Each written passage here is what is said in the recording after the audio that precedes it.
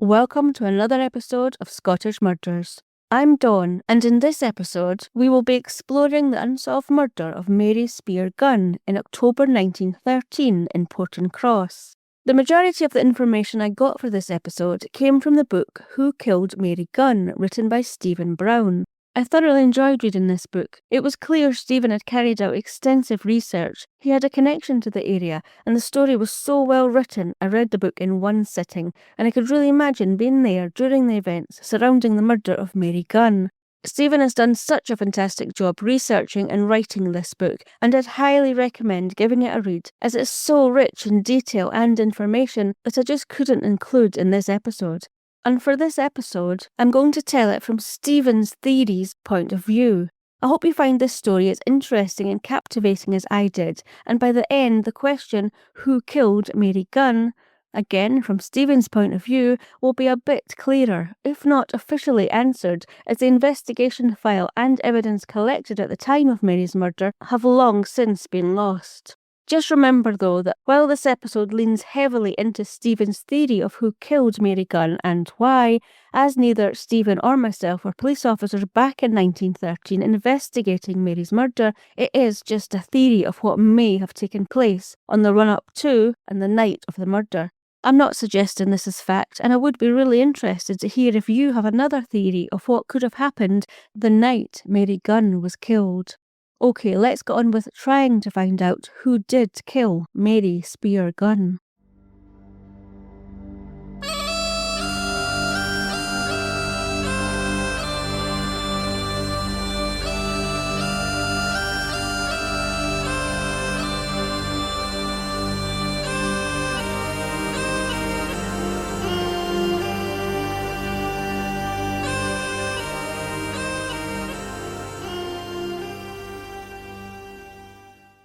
It's nearly 5:30, Alexander. Mary will be well on her way back from East Kilbride now. Will you head along to Portencross to meet her and walk the rest of the way back to the cottage with her before she gets to that house, just in case? You know how I feel about that whole situation, Jessie. I know, Alexander. I'm not best pleased about it myself, but will you just please go and meet Mary and walk back with her? Aye, okay. Thank you. Muttering to himself, Alexander McLaren left his small cottage to go and meet his wife Jessie's younger sister, 49-year-old Mary Gunn. Mary and her older sisters, Jessie and Eliza, had been brought up in Beath, a small town in North Ayrshire. As young adults, Eliza emigrated to Canada. Jessie met and married Alexander McLaren, and Mary, who had apparently been a real beauty, dabbled in beauty competitions, although whether she won any competitions wasn't stated, and she stayed at home with her parents. The three sisters' father, Gilbert, however, died in 1883, at which point Mary got a job as the very first telephone operator in Beath, before many years later being promoted to the position of manageress of the Ardrossan Telephone Exchange. While Mary had continued to live at home with her mother upon her father's death, never marrying and working in the telephone exchange, her older sister Jessie and her husband Alexander had opened and ran a successful bakery nearby. About 20 years after the sister's father had died, Mary and her mother moved in with Jessie and Alexander and helped them with the bakery business. However, a couple of years later, in 1905, sadly, Jessie and Mary's mother died. At which point, Alexander and Jessie decided to sell the bakery business and purchase and move to a sheep farm in the village of Tinault, being around 86.5 miles northwest of Beath. Mary, however, decided not to join the pair in Tinault and instead travelled to Canada to visit her sister Eliza and her husband, with many believing that Mary would likely not return to Scotland. Which did look like being the case, as upon arriving in Canada, Mary quickly met a man and the pair began a relationship. This relationship didn't last long though, and Mary felt herself become unsettled once again, even writing to Jessie and Alexander back in Scotland, telling them how unhappy she was. To which Alexander wrote to Mary and told her she would be very welcome to come and stay with them back in Scotland, as he was planning on retiring soon. Mary jumped at the chance, and in late 1912 she once again boarded a ship, heading this time back to Scotland. In preparation for Mary's imminent arrival back home, Alexander, now 60, and his wife Jessie, now 61, sold their farm and animals in Tinault, and this time rented a secluded cottage at North Bank in the hamlet of Portencross, about 14 miles southwest of Beath, which they moved to in May 1913. According to Stephen Brown's research, Portencross back in 1913 was a popular walking and exploration destination, and there were frequent buses ferrying visitors to and from Portencross and the nearby town of West Kilbride. By October 1913, when Mary Gunn was murdered, Portencross wouldn't be visited by as many tourists. However, there would still have been plenty of people around who lived there, with Stephen explaining that there were at least 7 dwellings in Portencross, with as many as 9 or 10 family members in each small dwelling, from grandparents to grandchildren and servants to lodgers. Stephen's family lived in a dwelling at the south end of Portencross at the time of Mary's murder. There was also the much larger Auchinames estate, which also housed many gardeners and staff in the many cottages, bothies and farm buildings on the estate, all of which were served with a post office, a boarding house, a farm producing the dairy, and there was also an expensive hydropathic hotel nearby. Some occupations of the inhabitants included a joiner, a dressmaker and painters. So despite it being 8:30 p.m. on a Saturday night when Mary Gunn was killed, there still would have been many a person out and about that evening, even if just to get out of their packed cottages for a while. Now, when I mentioned that the North Bank Cottage where Alexander and Jessie McLaren and Mary Gunn resided was a secluded cottage, let me explain just how secluded. If you're watching on YouTube, you'll see a picture of the cottage now, but for those listening, North Bank Cottage was located about half a mile outside Portencross on a peninsula, lying along a farm path, and located about half a mile north and a mile south of their nearest neighbours, and surrounded by farmland. Very close behind the cottage were steep cliffs, and to the front, about 300 yards away from the cottage, lay the rocky shore of the firth of the River Clyde.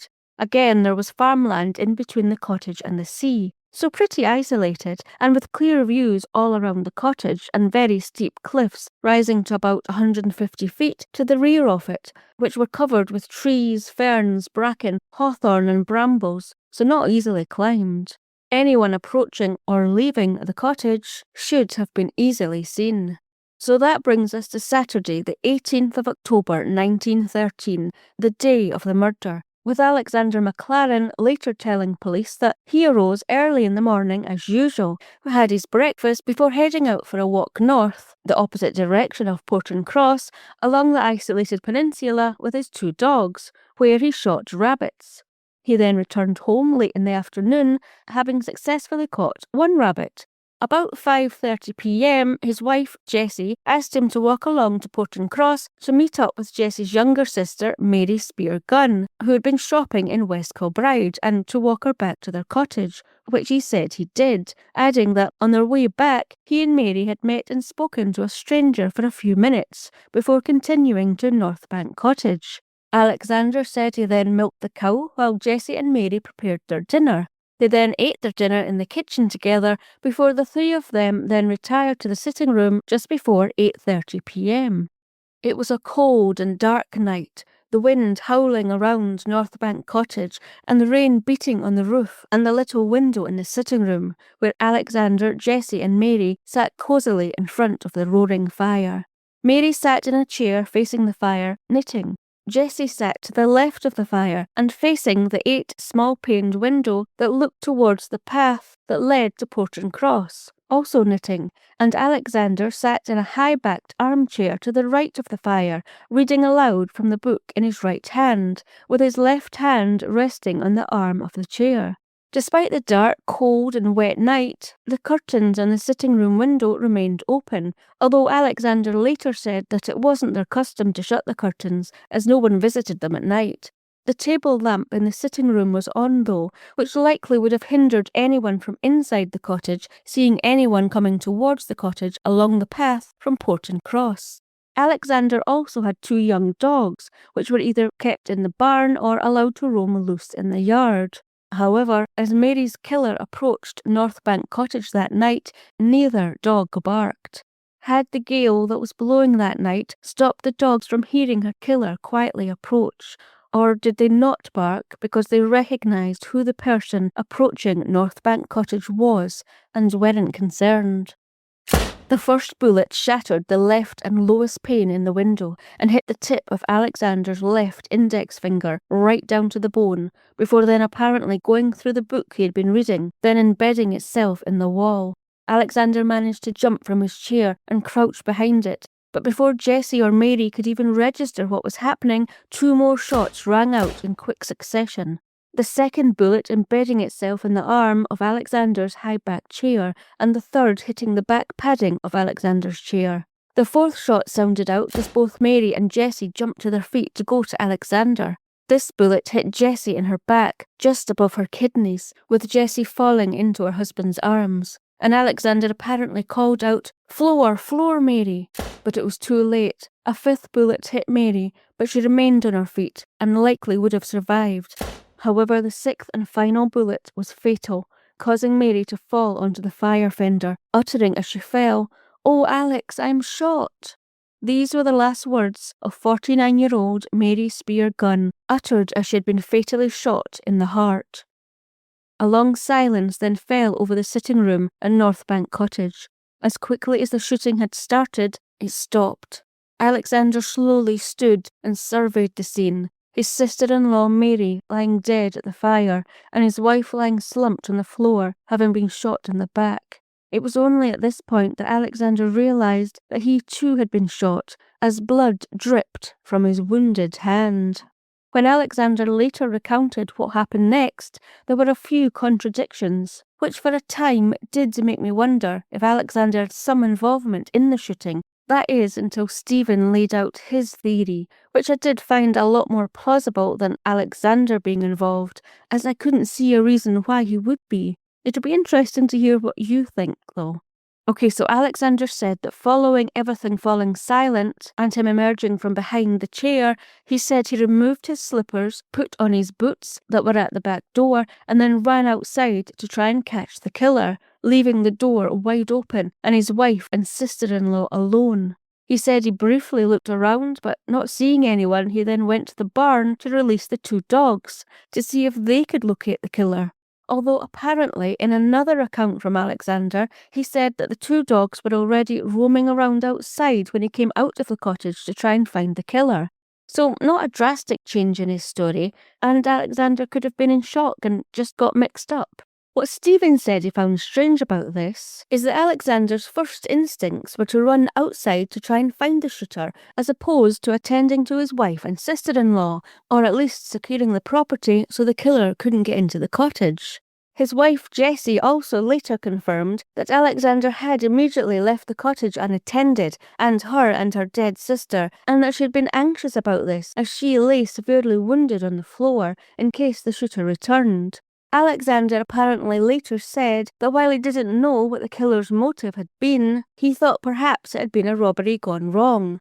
Regardless, Alexander ran out of his cottage into the pitch dark and rainy night, without first checking on his wife and sister-in-law's condition, leaving the cottage unattended to try and find a killer who had just fired 6 bullets into the sitting room and clearly had intent to kill, or at the very least severely wound. Would that be the most sensible thing to do? But Alexander could have been in shock and was just working on instinct. So having had a quick check around outside himself, Alexander either then fetched the dogs from the barn or from the yard where they were already loose, and it would appear Alexander likely hunted for the killer with the dogs for around 10 to 15 minutes, but found nothing and nobody. Remember that the cottage sits at the bottom of steep cliffs that would not exactly help with a quick getaway, and there was the rocky seashore and sea in front of the cottage, but if someone was hiding in the rocks off the shore, surely the dogs would have picked up their scent. Stephen said that if the killer had tried to make their escape to the north of the cottage, where the next nearest neighbour's cottage lay about a mile away, then Stephen believes, due to the terrain, the killer would have easily been detected by the dogs. No, Stephen believes that the killer had likely come from, and returned along, the farm path that led to the hamlet of Portencross, about half a mile away, and that they'd quickly returned to the safety of their own home there. After searching for about 10 or 15 minutes around the cottage, Alexander then ran back into the cottage and told his wife, who was still lying prone on the floor of the sitting room, that he was going to run to Portencross to raise the alarm and get help. When Alexander tells police and reporters what he did next, his story again varies, but Stephen believes he knows the reason for this too. So the first version of events is thus. Alexander left North Bank Cottage and ran along the path towards Portencross, running to Portencross Farm first, where his friend Alexander Murray and his family lived. He told his friend what had happened, and the pair of them then ran back along the path to Auchennames Manor to use the phone there to phone the police. Alexander and his friend then went back to the path that led to North Bank Cottage and waited near Shore boarding house for a taxi that carried 2 policemen and a local doctor. When the taxi arrived, Alexander and his friend then got into the taxi and the party travelled to North Bank Cottage together. Now, if you read the book Who Killed Mary Gunn, then you'll see that Stephen provides a map of Portencross, showing where everything I mentioned is located. And he didn't believe this rather clumsy version of events, as apparently before Alexander would have made it to Portencross Farm, where his friend lived, he would have passed a gate in the wall surrounding Auchennames' estate that would have enabled him to have reached the Auchennames Manor quicker to call for help. So bearing that in mind, the second version of events was that Alexander had indeed entered the Auchennames estate via the gate and went straight to the manor and phoned for the police. While he was waiting for the police and the local doctor to arrive, he then made his way to Portencross Farm to tell his friend, Alexander Murray, and his wife. Apparently, then, both Alexander and his friend returned to Auchennames Manor at about 9 p.m, where they were told by the laird that the police were on their way. The pair then made their way to the path that led back to North Bank Cottage and met the taxi coming towards them just outside Shore boarding house, and the entire party travelled along the path to North Bank Cottage. It had taken only 8 minutes for the taxi to pick up the police officers in the village of West Kilbride and travel to Portencross, but it apparently took another 8 minutes for the taxi to travel along the rocky farm path and reach North Bank Cottage. Now, I didn't think it mattered significantly that the stories weren't exactly the same. We got the gist. However, Stephen then said he believed Alexander had deliberately taken this out-of-the-way route and avoided being on the main Portencross path until he was with his friend, as he suspected he may know who the shooter had been and didn't want to run into them alone. So that piqued my interest. Did Stephen think that the shooter and Alexander were working together, and Alexander was trying to keep his distance? But Alexander was shot at and wounded too, and what could the motive for the murder have been? So back at North Bank Cottage, the taxi arrives with 2 police officers, a doctor, and Alexander and his friend. 49-year-old Mary Gunn was pronounced dead at the scene at 9:15 p.m, 45 minutes after the shooting.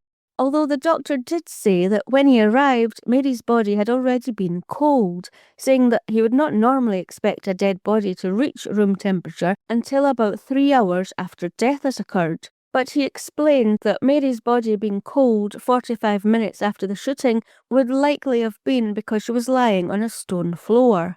This, of course, led to theories that perhaps Alexander McLaren had some involvement in the shooting, and it had happened many hours earlier. But would his wife Jessie have gone along with not only being shot herself, but the killing of her sister? Mary, Alexander and Jessie seemed to get on well and were close. What would the motive have been? While the doctor tended to Jessie and pronounced Mary dead, the police secured the scene as best they could and began to gather evidence. It was recorded that only one window pane had been shattered and that much of the glass was inside the house, with only one small fragment being found outside. Police found 6 distinct boot prints, 2 of which were found outside and to the left of the small window in the sitting room. Alexander McLaren's boots were compared to these prints, but they didn't match. What was found out about the shooter's boots from the boot print that was of interest was that they'd been handmade Halstead boots with a 3-basket logo on the sole, and according to the book Who Killed Mary Gunn, the Halstead boot design was a precursor to the Chelsea ankle boot, which is usually worn by women, but occasionally by men too.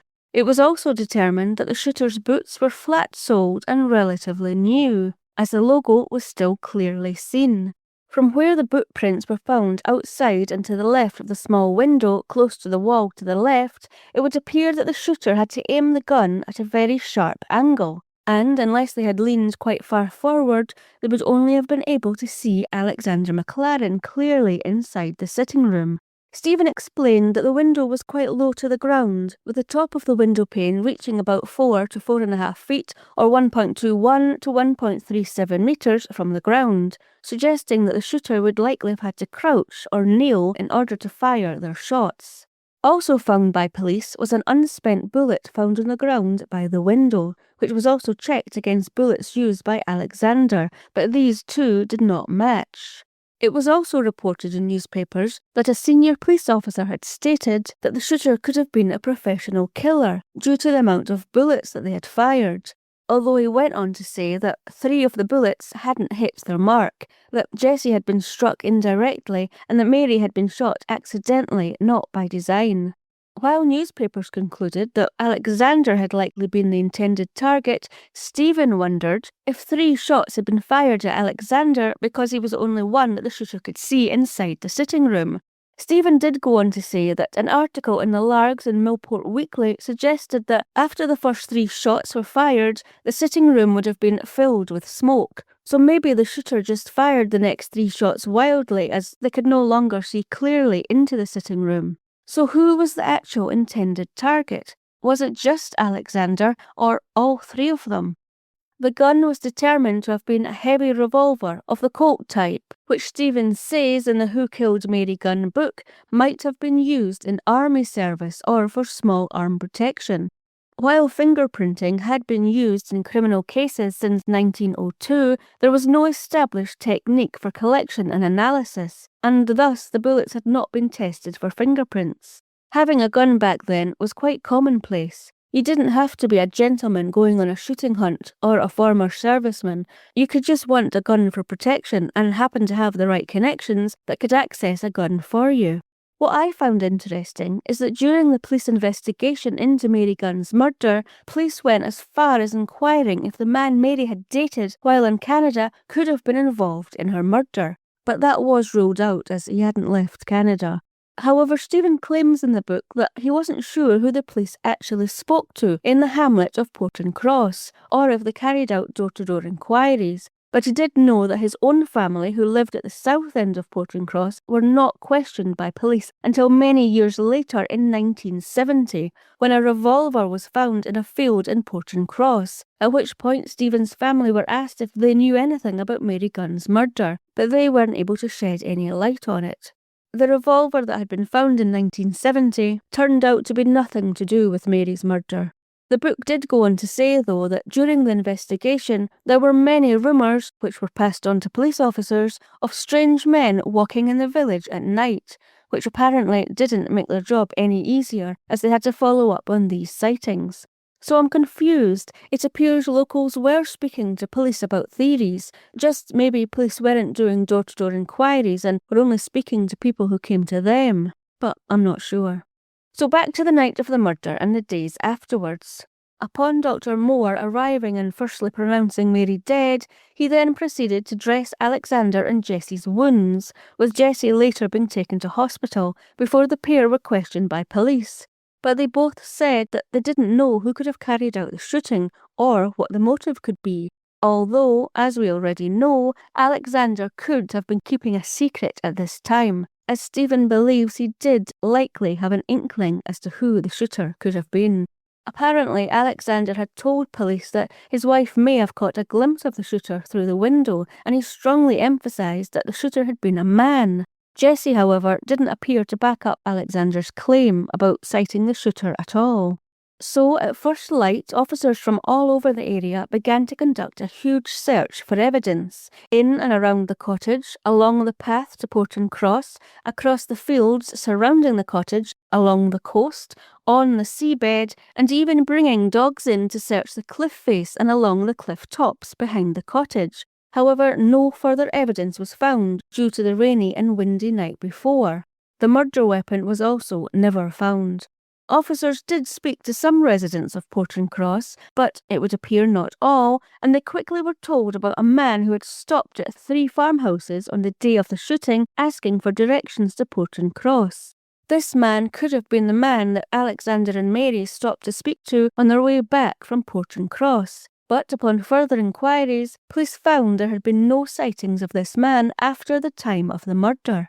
Following this information being reported, police received many reports of potential sightings of this man acting suspiciously in and around the area, all of which, upon being investigated, didn't lead anywhere. At this point of the investigation, though, despite no further evidence being found and no leads on who the perpetrator could be, the mood was still positive that a male perpetrator would be apprehended, and soon. But why was it a male perpetrator that was being sought specifically? Well, that would likely have been due to Alexander McLaren's testimony, not only to police officers, who were greatly influenced by his testimony, but to any and all newspaper reporters that he could find, where his views and opinions about the shooter being male were spread far and wide.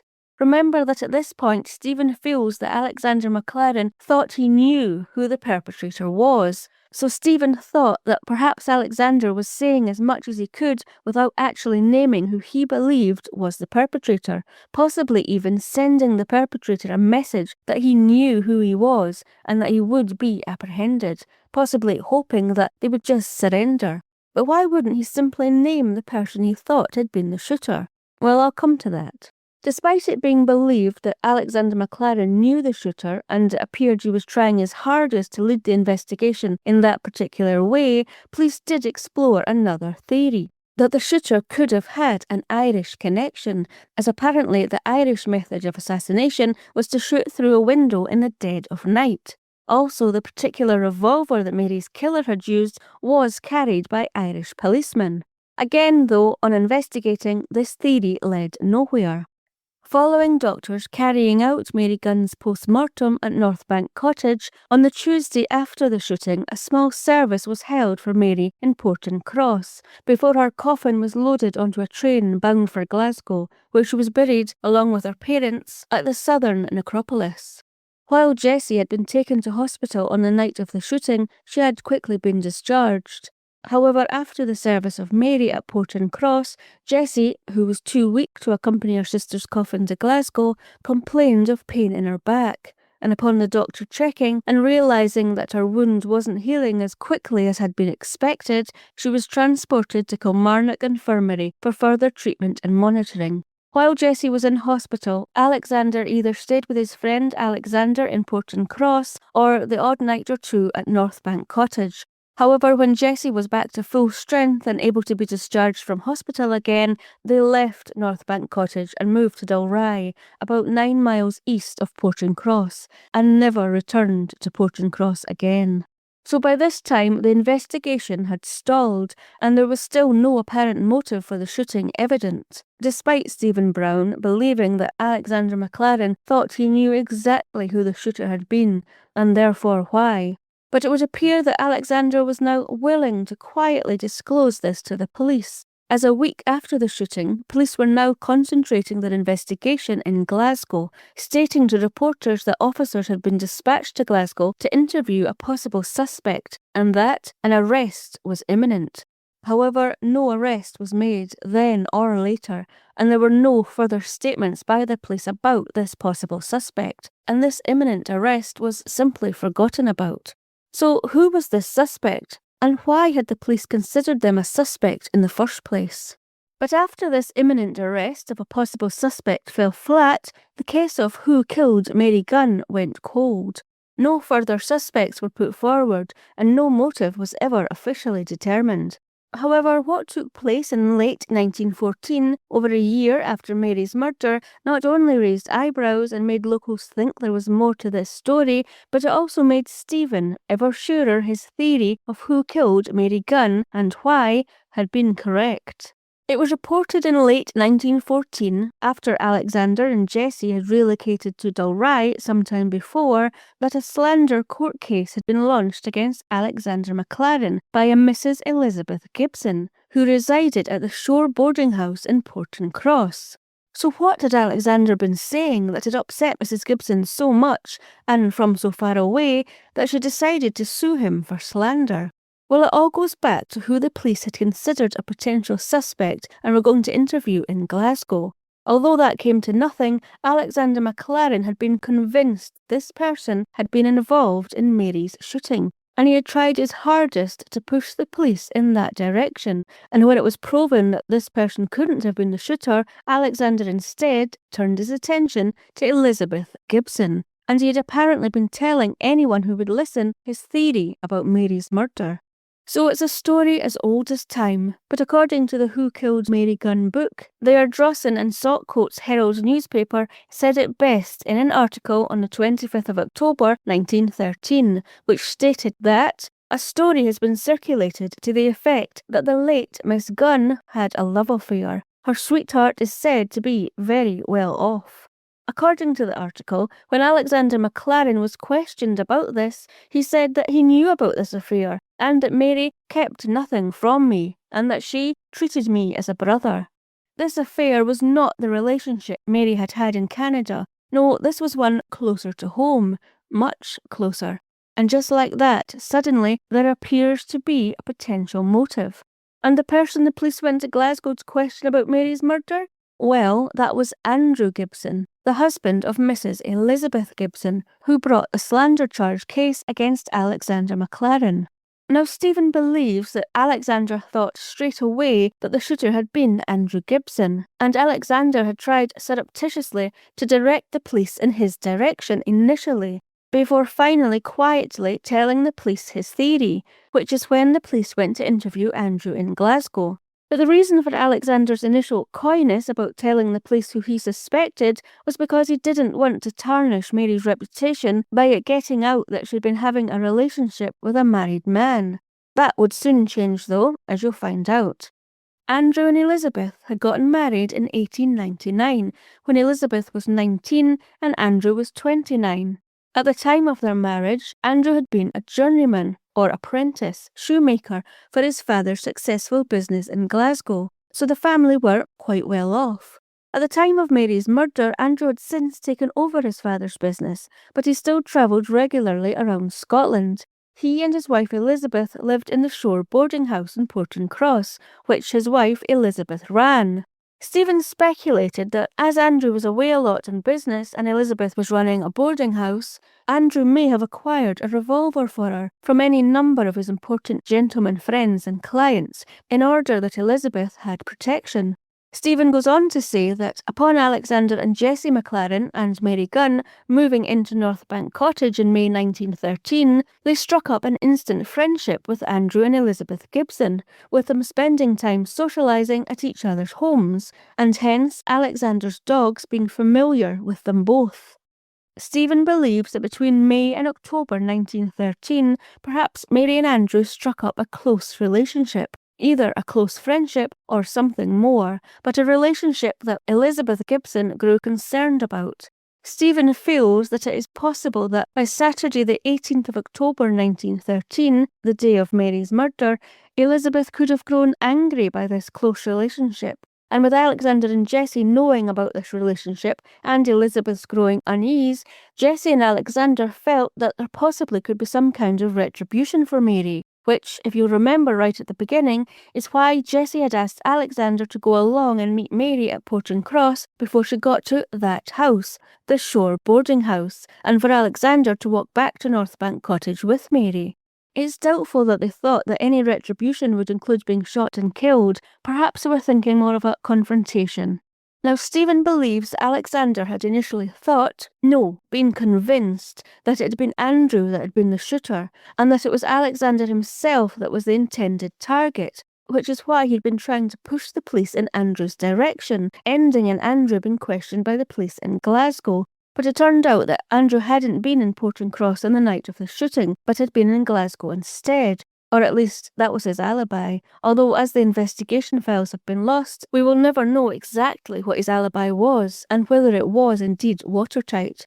But this is when Alexander then turned his attention onto Elizabeth, having perhaps been the shooter. But Alexander still wasn't entirely convinced that Andrew hadn't somehow been involved. But as Andrew had an alibi, Alexander had apparently been telling anyone who would listen the story of Andrew and Mary's relationship, and how he believed either Andrew or Elizabeth had been involved, which led to Elizabeth Gibson filing the slander case against Andrew McLaren in late 1914, with an article in the Glasgow Herald on the 4th of December 1914 saying, "The pursuer, Elizabeth, avers that the defender, Alexander, falsely and calumniously made statements to the effect that she had participated in or had guilty knowledge of the murder of the defendant's sister-in-law, Miss Mary Gunn, at Portencross on the 18th of October 1913. In consequence of the defender's statements, an estrangement has resulted between herself and her husband, and her business has suffered very seriously." So Elizabeth was pretty annoyed that her husband had left her, annoyed that perhaps he had been having a relationship with Mary, and annoyed that not only was she being implicated in a murder, but her business was suffering because of it. She had a lot to be annoyed about, and as there was no proof of any wrongdoing by Elizabeth, she definitely had a case against Alexander. However, she dropped this case rather quickly after filing it. Stephen believes he knows why, with him saying in the Who Killed Mary Gunn book that raising this slander case against Alexander was rash and hot-headed, as back then there was still a death penalty for murder, which, whether innocent or guilty, Elizabeth was not being pursued for Mary's murder, so why raise this court case when there was a potential for new information to come to light that could implicate either Elizabeth or Andrew in Mary's murder?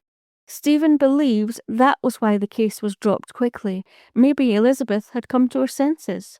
We'll never know why Elizabeth dropped the case, just like we'll never know why her husband Andrew left her. Was it because he found out about her involvement in Mary's shooting? But if it had been Elizabeth who had been the shooter, why would she have fired the first 3 bullets at Alexander? Wouldn't Mary have been the intended target? Stephen suggested that it could have been Andrew who was the shooter, and it had been Alexander who had been the intended target. Perhaps Mary had told him of Alexander and Jessie's disapproval of their relationship, and that Andrew saw Alexander as an obstacle to eliminate. Okay, but if that was the case, why would Andrew take the risk of shooting Mary, knowing she too was in the sitting room, by blindly firing 3 further shots, when apparently after the first 3, visibility into the sitting room would have been poor due to the smoke from the gun? Who was the actual intended target? Had Elizabeth become enraged at the growing relationship between her husband Andrew and Mary? Had she seen Mary be escorted by her house on the Saturday afternoon by Alexander McLaren and had been furious that Mary was being offered protection? Did Elizabeth wait, her anger growing, until dark before retrieving the gun her husband Andrew had bought for her for protection and making her way to North Bank Cottage? Did Elizabeth already know that the sitting room curtains were never drawn and made her way straight to that position with the intention of shooting whoever she could in that small room that night? Or as she made her way along the path to North Bank Cottage, did she see the glow come from the small sitting room window, see Mary, Jessie and Alexander happily and cosily sitting in front of the fire, and fueled by anger, take aim and fire at them all? If you remember, the type of bootprints found under the sitting room window had been new, flat-soled, Halstead boots, mainly worn by women, and Elizabeth's husband had been a master shoemaker. After firing the 6 shots, did Elizabeth hurriedly make her way back to her home and dispose of the gun when attention was elsewhere? Did she tell her husband Andrew what she had done, or did he suspect? Is that why their marriage failed and he left? If Elizabeth had told her husband, he wouldn't have been able to go to the police either, as such a scandal would have adversely affected his high-end shoe business in Glasgow. Or was the shooter Andrew Gibson? Did he take umbrage that Alexander and Jessie McLaren disapproved of his relationship with Mary? Maybe he intended to leave his wife Elizabeth and was annoyed that Alexander and Jessie were interfering. Or had Mary ended things with Andrew because of Jessie and Alexander's views? She was very close to both of them and saw Alexander as her brother, and Andrew had perhaps been filled with rage about this. If that were not the case, I can't see why he would potentially put Mary at risk by shooting blindly into the room. Or is there a third option, a killer or motive, never discovered? Alexander and Jessie may have been trying to protect Mary's reputation from being tarnished by keeping quiet about the suspicions early on in the investigation and directing police strongly towards a male suspect, but by doing this, it gave Mary's killer, whether that be Elizabeth or Andrew Gibson or a third unknown person, the chance to cover their tracks, to dispose of the murder weapon, and to evade punishment.